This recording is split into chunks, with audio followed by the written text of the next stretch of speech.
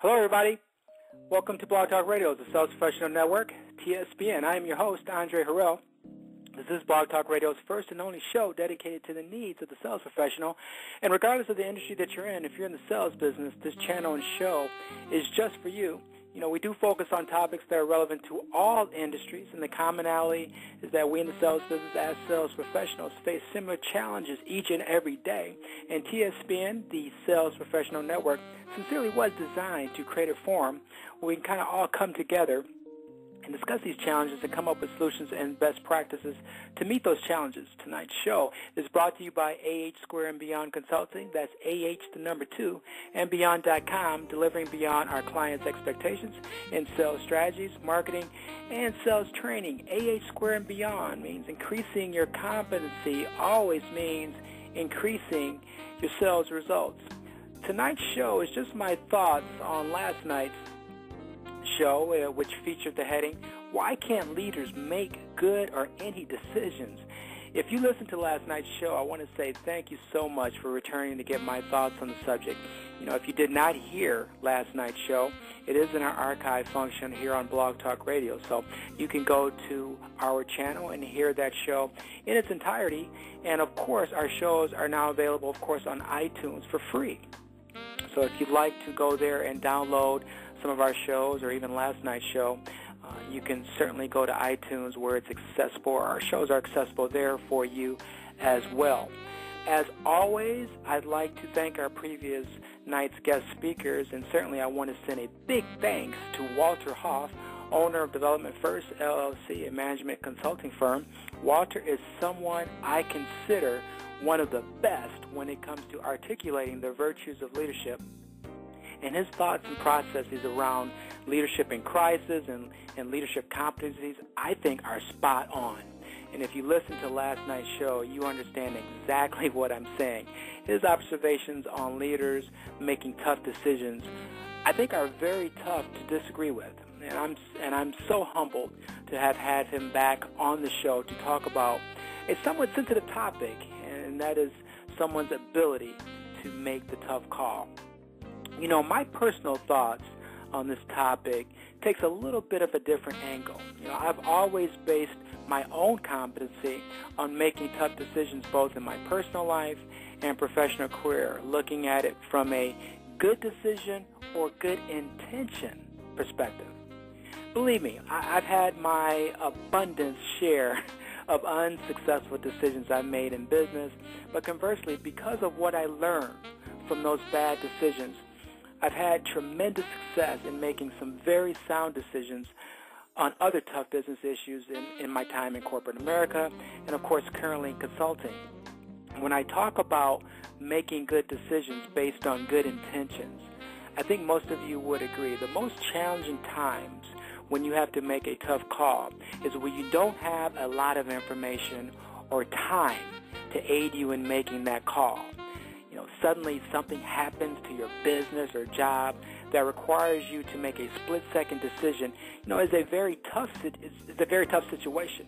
However, I would tell you, what's helped me in that situation is determining what's my best intention based on who my decision is going to affect and how that decision aligns with corporations or with the corporation's vision or with my personal vision.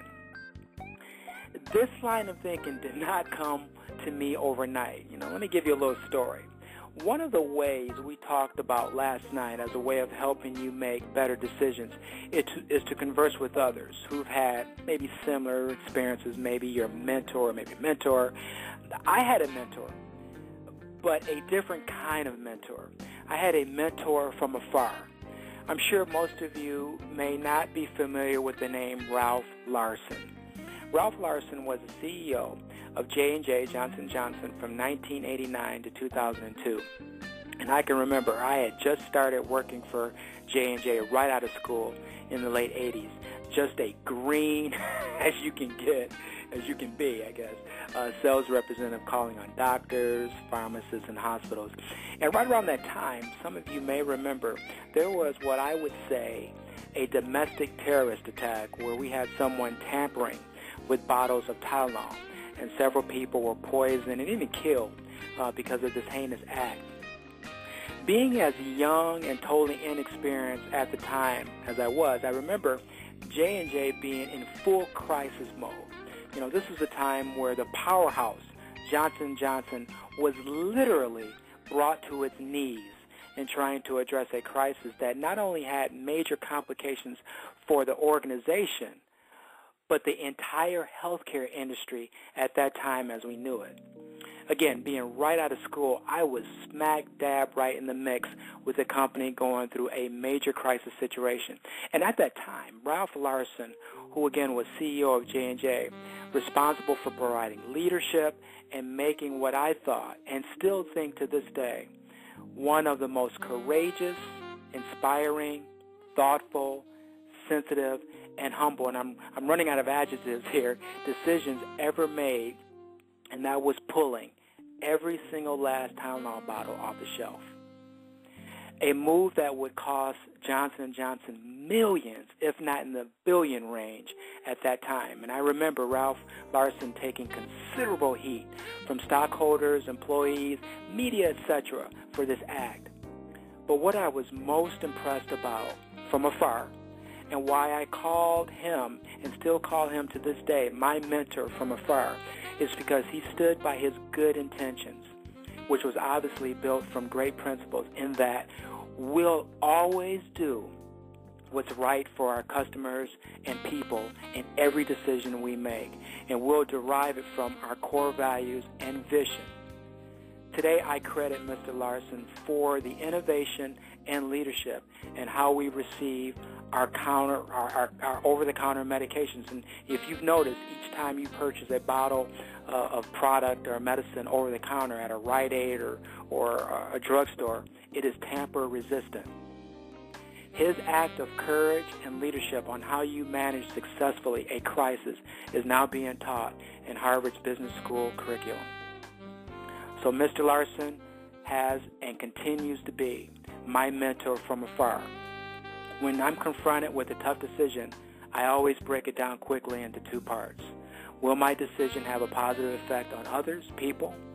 And does my decision address either the corporate vision or my personal vision built on core principles? Hence, good decisions or good intentions.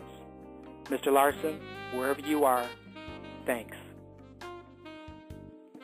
Tonight's Afterthought Show has been brought to you by AH Square and Beyond Consulting. That's AH and the number 2 and beyond.com, delivering beyond our clients' expectations in sales strategies, marketing, and sales training. AH Square and Beyond always means increasing your competency, means increasing your sales results. And you, of course, if you're interested in our services, and we specialize in things just like that, in helping your leadership be better leaders, and of course, be better managers in terms of having good intentions. And certainly you can contact us at AH Square and Beyond Consulting.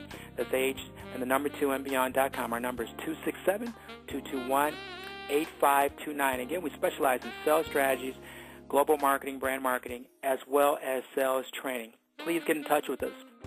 And of course, please join us next week as we'll be starting a lineup of some very influential speakers who have made a difference in our society in so many ways. So next Tuesday, August 21st, we're very happy to have Ms. Patrina Singletary, a lady who is making a huge difference with our youth of today. And we'll be sharing leadership tips that I think we all, as sales professionals, can use both in our careers and personal lives. So please come back and visit us next week, next Tuesday, August 21st at 7 p.m. Eastern Standard Time here on the Sales Professional Network. And, of course, as I always like to do, remind you that you can also download our programs on iTunes for free, along with visiting us here on Blog Talk Radio on the site here. And so now you have two venues to follow us, through iTunes and Blog Talk Radio. And as I always say again, if you wait 10 or 15 minutes, you can certainly hear tonight's show in the archive function if you just came in the middle of my thoughts this evening. And with that, please contact your friends, coworkers, constituents, anybody you can think of that's in the sales business, or even if you're not in the sales business, please let them know that the Sales Professional Network meets every Tuesday night at 7 p.m. Eastern Standard Time. And sometimes I'll provide my my words of thoughts and that kind of thing on Wednesday nights, as I'm doing tonight at 7 p.m. as well. So the best marketing is sharing word of mouth. So with that, I want to thank everybody. If you listened to last night's show and you came back to get my thoughts, thank you so much.